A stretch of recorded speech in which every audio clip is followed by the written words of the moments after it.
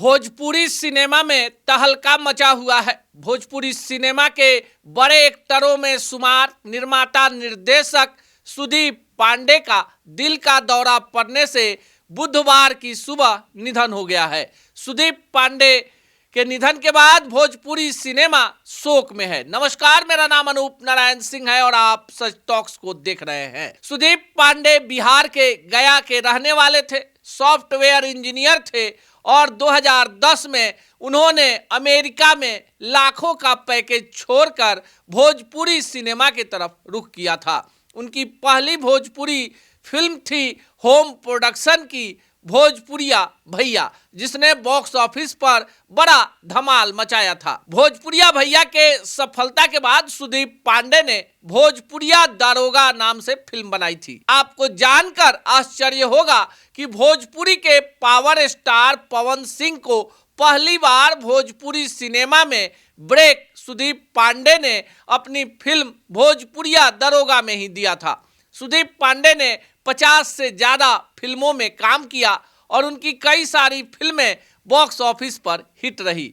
उन्होंने we for Victor नामक एक फिल्म बनाई थी जो हिंदी में थी और उसमें उन्होंने बिहार के कई चर्चित स्थापित पत्रकारों को भी काम दिया था, जिसमें उस समय बिहार से जुड़े जी मीडिया के पत्रकार श्रीकांत प्रत्यूष भी शामिल थे। सुदीप पांडे पिछले कुछ दिनों से आर्थिक हालात के कारण बेहद परेशान थे।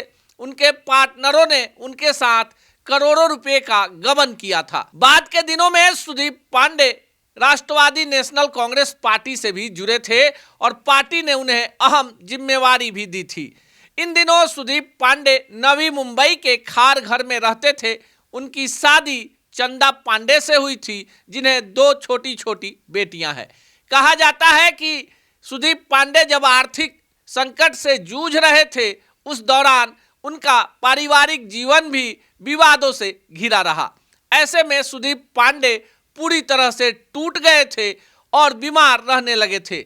हालांकि नववर्ष के अवसर पर सुदीप पांडे ने अपने चाहने वालों को एक वीडियो बनाकर बधाई दिया था और कहा था कि 2025 यादगार होगा। पर किसे पता था कि 2025 को यादगार बनाने का दावा करने वाला भोजपुरी का मल्टी स्टार सुदीप पांडे बुधवार की सुबह हमेशा के लिए इस दुनिया को अलविदा कह जाएगा। खबर के अनुसार सुदीप पांडे को दिल का दौरा पड़ा था और इसी के चलते उनका निधन हो गया। सुदीप पांडे के परिवार के अधिकांश लोग अमेरिका में रहते हैं, जो शनिवार के दिन वापस लौटेंगे तो नवी मुंबई में ही उनका अंतिम संस्कार किया जाएगा।